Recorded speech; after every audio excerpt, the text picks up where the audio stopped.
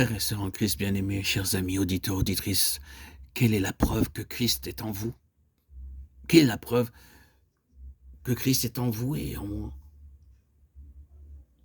Mes chers amis, il n'y a qu'une seule preuve, c'est que d'autres reçoivent la vie de Christ par nous, par votre intermédiaire.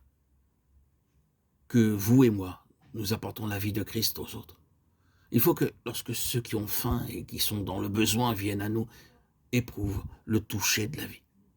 Ils pourront l'exprimer de manière différente, mais tout revient à ceci. Cet homme, cette femme possède quelque chose que je n'ai pas. Et c'est quelque chose dont j'ai besoin.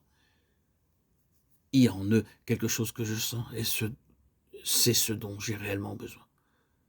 Cela devrait être vrai de chaque chrétien, parce que Christ est en nous, pour se répandre à travers nous, et apporter sa vie par nous.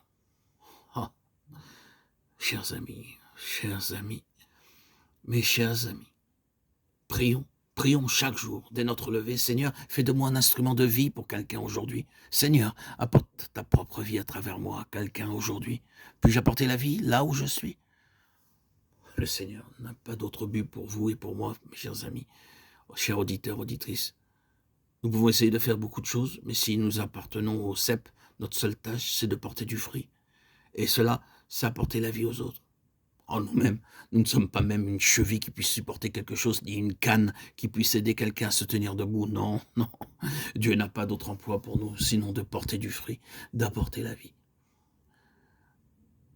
Jésus nous dit au chapitre 15, il émonde tout sarment qui porte du fruit afin qu'il porte encore plus de fruits. Nous comprenons alors naturellement cela dans la nature et sommes d'accord avec cela. Peut-être si nous avons été occupés à un travail dans les vignes, l'avons-nous fait nous-mêmes? Il est étrange de croire en cela comme en une loi de la nature et de dire «Oh, c'est la chose juste et la meilleure affaire que de tailler ce sarment ici, de sorte qu'il porte plus de fruits». Mais nous ne sommes pas d'accord avec le Seigneur lorsqu'il le fait en nous. Lorsqu'il se met à faire cela, nous sommes remplis de plaintes, de murmures. Lorsque pour un peu de temps, il nous demande de rester à l'écart afin de nous préparer pour un fruit plus grand, nous ne sommes plus d'accord. Nous ne sommes pas d'accord. Nous ne comprenons pas le Seigneur. Et nous commençons à douter de son amour. Nous murmurons. Ah, Jésus a montré cela comme une vérité positive. Il se trouve ici quelques sarments qui portent du fruit.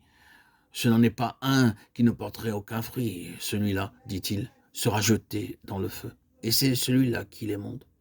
Il y a ici un sarment qui accomplit sa vocation. Et le Seigneur le regarde, il dit, celui-ci est très bon. J'ai du plaisir à le voir. Mais je puis faire mieux. Et il y a quelque chose de meilleur que ce que peut faire ce sarment. Il prend donc le couteau et il nous discipline.